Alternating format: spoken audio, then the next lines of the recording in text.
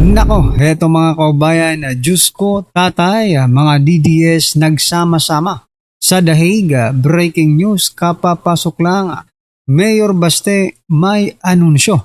Nako, yan po ang ating haalamin mga kaubayan sa video ito.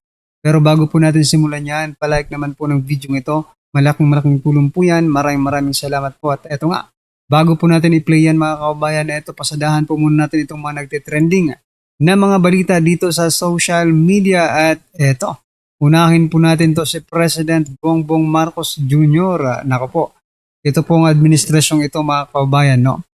Magaling lang, kulang sa kulang sila sa gawa, ha? Malakas silang magnakaw, o na kulang sa gawa, sobra sa nakaw po ang gobyernong ito. Sabi po kasi dito ni Attorney Jimmy Bundok, yung plane na kumidnap kay PRRD, pwede kaya mahiram para sa repatriation ng OFW? Oo nga no? Palakpakan po natin. Magaling ang naisip na ito. Sapagkat pag Duterte, kayang-kaya nilang gawin ang lahat, no? O kaya nila mag-provide ng airplane, no? Ngayong kailangan po ang airplane, no? Kailangan po para sa ating mga OFW. Hindi sila gumagalaw. Diba? Kaya nakakainit po talaga ng ulo, no? Ito po ang naging komento ng ating mga kaubayan patungkol dyan. Sabi po dito, Romeo Divina, kung hindi ako nagkakamali sa nabasa kong info, yan ang ginamit ni BBM na airplane na nagpunta sa Amerika. At yan din ang naghatid kay Tatay Digong sa The Hague, Netherlands. Kaya siguro pwede naman at sana nagtago na lang din sana sila doon sa Amerika. Bakit nakauwi pa? Ang sabi nga, kung gusto may paraan, kung ayaw maraming dahilan. Correct. Kaya kung gusto na nila ibigay sa akin ang budget at ako ang gagawa ng paraan makauwi ang mga OFW na gustong umuwi. Ayan kung gusto may paraan, kung ayaw maraming dahilan. Yan po ang ginagawa ng gobyernong ito. Diba? Sabi po ni Flora, pwede yon pag pangsundo ng mga OFW at daanan na lang si PRRD kasi sila din ang naghatid doon sa Dahig. OFW din si former PRRD. Ayan. Pwede naman na presidente ka kaya mo na yan.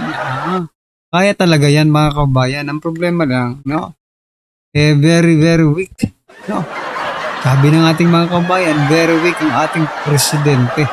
Ano po ang inyong masasabi dyan mga kabayan? Kayo, payag po ba kayo na yung plane nag-kumidnap kay PRRD ay pwede bang mahiram ng gobyerno ito?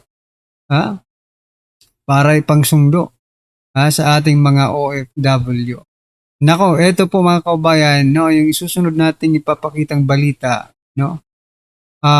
Galing po ito sa MD TV channel na kung saan ito inatake sa puso o sinadya. Breaking news. Ayon po kasi dito mga kabayan sa balita ng MD TV channel, breaking news, Saldico natagpuang walang buhay.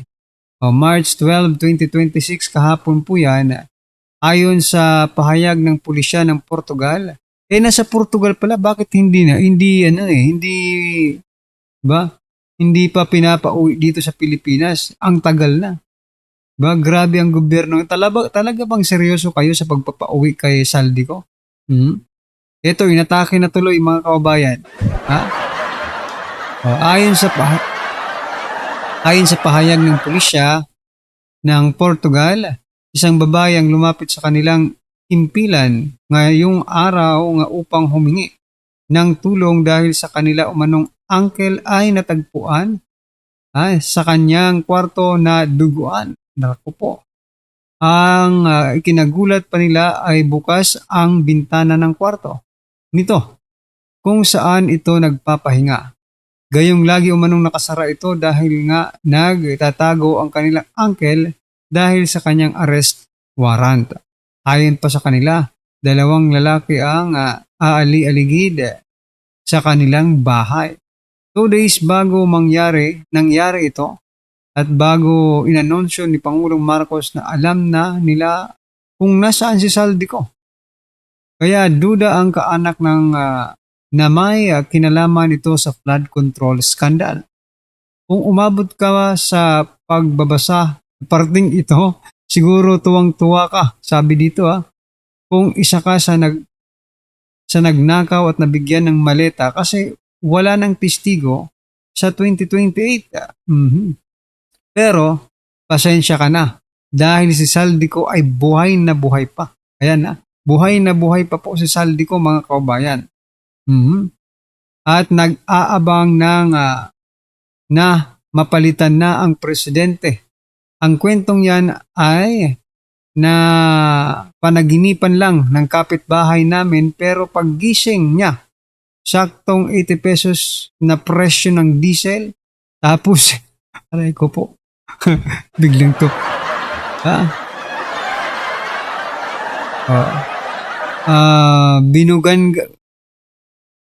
Binugahan pa siya ng asawa niya dahil tanghali na. Ayun, ano lang pala ito ng kapitbahay? Ano ba itong CMTV channel mga kaubayan? Kinabahan tuloy. Kinabahan yung mga nabigyan ng maleta. Akala kasi nila tuwang-tuwa na sila kasi inatake sa puso si Saldico. Ayun pala, panaginip lang. Kinabahan kayo, no? Akala nyo kasi totoo na yung sinasabi ni MD TV channel, panaginip lang pala. Well, anyway. Pero maganda rin ito nakakabuhay po ng dugo. Oo. Di ba? At least pinaro niya naman na panaginip lang pala. Okay. Right? Pero kahit na ganito, ito ang komento ng ating mga kabayan. Buti na lang tinapos ko ang kwento. Oo nga Telling lies ang breaking news naman, di ba? Fake news o breaking news only in the Philippines. Nako. Depende po yun sa inyo, di ba? Kasi hindi naman, hindi mo naman binasa no? Baka naman palabas lang yan para matakot ang 18 Marines, no? Hindi nga panaginip nga lang.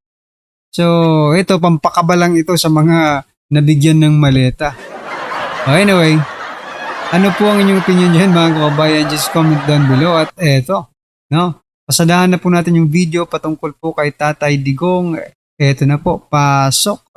Matinding speech ni Mayor Baste Duterte. Kilala na raw. Okay. So eto, unahin muna natin sa kung ano yung nangyari doon sa Hague, no? Nakakapanindig balahibo po ang nakita natin kasi po talagang dito mo ma-observe kung gaano kamahal ng taong bayan itong si former President Duterte. Ito po, panood natin.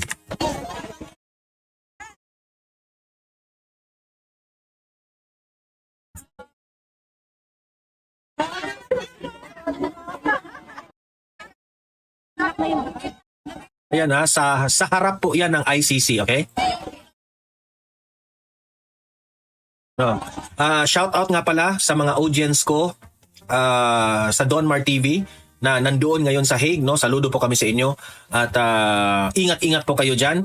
Patuloy lang ang inyong ginagawa at matutuwa po ang ating mahal na pangulo na si former President Duterte.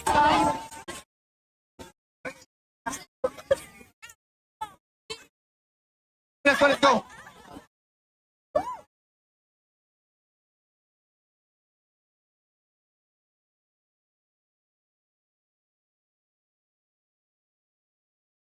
Ano daw?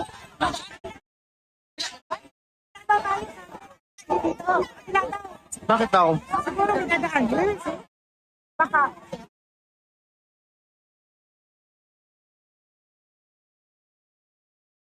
Guys, grabe guys. First time ever. Lights on camera guys. Hello. Everybody so emotional dito po guys. Sabi po.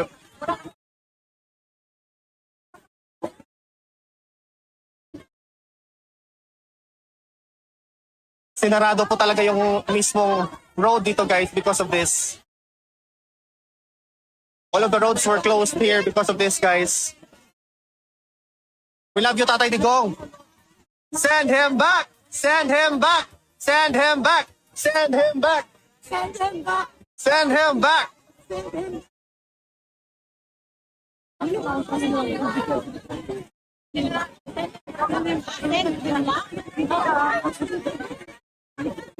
Yung ibang mga kababayan natin masayang sinuportahan si former President Duterte. Grabe ka.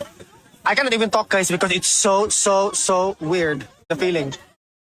Emosyonal sila sa pagsuporta nila kay Tatay Digong. Hindi natin nakita si Tatay Digong kasi nga para siyang pinasok siya ng pabigla doon sa kabila. Sa kabila siyang entrance. Siguro Or ita-transfer that was si Tatay Digong. allegedly na siya yon. Pero ngayon iba. So, sa mo'y buhay, lupang hinirang, duyan ka ng magiting sa manlulop. Di ka pa sisiil sa dagat at bundok, sa simoy at sa langit. May dalagang tula at Alam niyo, sa totoo lang, kung makita ito ni Tatay Digong, no, kung dadaan siya dyan, no, I think ita-transfer ba si Tatay Digong o baka may check-up siya at matutuwa si Tatay Digong yan. awit sa paglayang minamahal. Ang gisap ng watawat mo'y tagumpay na nagniningning. Ang Grabe, bituin at araw niya kinalimutan ako, guys. pagpay di magdidig. Tingnan niyo. Lupa ng araw na atit pagsinta. Buhay langit sa piling mo. Aming ligaya na Kahit wala ako dyan pero napipil ko kinalibutan ako Kung nakikita niyo lang sa camera yan kinalibutan ako Grabe. kapag may mga api ang matay ng dahil sa'yo. Ano kayang sasabihin ng mga judges dito, no? Makita nila ito at mga tao dyan sa Hague, no? Mga foreigners. Talaga masasabi nila na, sino ba itong si Duterte na ito? Bakit ang daming nagmamahal nitong taong to? Di ba? Duterte! Duterte! Duterte!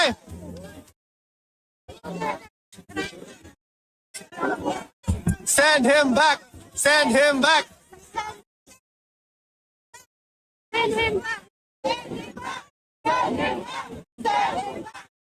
Grabe po yung ating mga kababayan.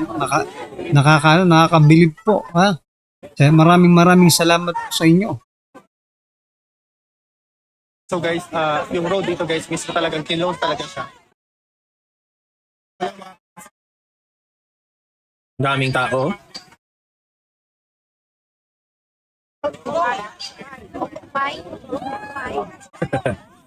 Pinapapauwi na sila ng mga authorities Alam ko naman, wala pa yung ganang umuwi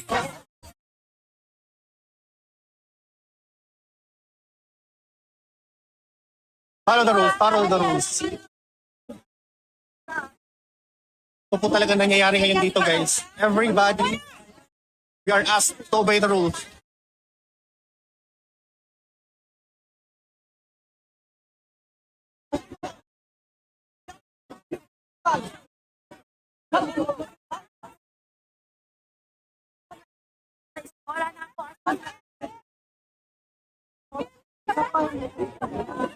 Kaya dito sa Donmar TV, no, pinakita natin ito para yung mga audience ko, mafe-feel rin natin na para tayong nandyan sa Hague, no, nakasuporta kay Tatay Digong.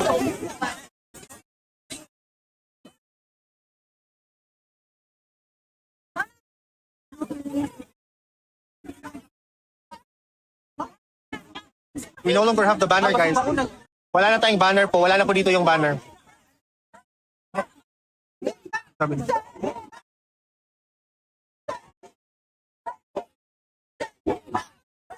Sinisigaw po ng ating mga kababayan ngayon. We want former President Rodrigo Duterte po to be brought back to the Philippines where he can Hindi man ako be tried by our courts which are completely working, functioning very well. So I really cannot think very well right now because I'm so emotional. Parang nagiging blank na yung utak ko. Yung banner kay Dagang. No, dili na naman ako ng banner actually because they already left. Nakaabang yung mga kababayan natin dyan kay Tatay Digong. So ayan po yung video na yan is kinalibutan tayo kasi talagang makikita mo doon walang halong kaplastikan sa mga tao, no? Talagang tunay ang suporta. Ginawa nila yun, no? Kahit maginaw, kahit yung ibang mga OFWs dyan ay medyo malayo ang kanilang ginawa, no? Malayo pa yung mga lugar nila pero pumunta talaga sila dyan to support our former President Duterte. Okay? At nakunan rin itong video, no? Itong speech ni Mayor Basti Duterte kasi nandun po siya ngayon sa Hague. Ito po, pakinggan po natin si Mayor Basti. Una, maraming salamat sa pag-atog sa Galog. Pagpunta. Sobrang lamig kasi. Yung betlog ko, tumigas na. Galing ko lang to. Yung betlog raw ni Basti tumigas na. Nakaginaw, di ba? Pero nandyan pa rin sila. Kay Papa. Tapos, okay naman siya. Wala magawa eh. Tiis lang talaga yung pwede natin gawin and among other things na kaya niyong gawin. Pero tingin ko, maganda talaga kung ituloy na lang talaga yung mga nakita niyong magandang bagay at magandang sinabi na nakakadagdag sa pagpapaganda sa ating bansa. So yung, alam nyo na noon, may point of comparison naman talaga tayo when it comes to what was governance then and what is governance now in this administration that we are in. So, somehow, Napakalaki po ng pagkakaiba mga kabayan, no? Yung governance noon, pati yung present administration, napakalaki po. Wala sa kalingkingan. No? tingin ko, ito naman talaga okay yung sitwasyon, pero okay na rin na nakita natin kung ano yung gusto natin para sa Pilipinas talaga. Yung tatay ko, nandyan yan. Kasi handa talaga siya na if ever it will come to yung nangyari sa kanya, isakripisyo niya talaga yung buhay niya para sa inyo. Kasi noon pa lang, di pa yung tumatakbo ng presidente, yung tinatanong pa kami doon sa Davao, kami mga anak, lahat kami hindi pumayag talaga. Kasi alam namin magulo. Kasi kilala namin yung tatay namin na he will fight for his people, the Filipino people. Because he fought for Davao City. Nung simula siya sa Davao, hindi naman talaga lahat ng taga Davao natanggap yung methods niya or his way of governing the city. Pero hindi yan takot na sabihin na hindi siya magustuhan ng tao o hindi siya tanggapin ng tao, hindi yan natatakot sa opinion ng tao sa kanya kasi ang gusto niya kung ano kailangan ng lugar mo para maayos mo yung lugar mo. So yun yung nakita niya na kailangan talaga ng tao, lahat hindi rin tumanggap agad until there came a time na the Davaoenos realized na tama naman pala talaga yung tao. So, at this point, Davao, kaya di siya nakakalimutan talaga ng mga taga Davao. Kasi despite of the adversity that he faced during the time when he was mayor, lahat ng mga mahirap, mga polisiya, mga batas na mahirap i-implement kasi nga tayong mga Pilipino may nakasanayan na hindi masyado stricto when it comes to laws, gano'n. Yun, talagang inano niya na. Whether saan siya ilagay ng mga tao, ayaw ng tao sa kanya o gusto ng tao sa kanya, basta ito yung kailangan nating gawin para umangat yung mga buhay ng tao. Hindi lang yung the chosen few who are privileged enough na nandyan ka sa taas, lahat ng Davaoen yun ng panahon na yun. So alam namin na pagdating niya sa national level, maraming makakalaban talaga yung tao, yung tatay ko. So yan mga kabayan, ano po ang inyong opinion, reaksyon patungkol po sa video ito? Just comment down below at syempre wag pong kalimutang i-like at i-share na rin po ang video ito. Malaking po yan. Maraming salamat po.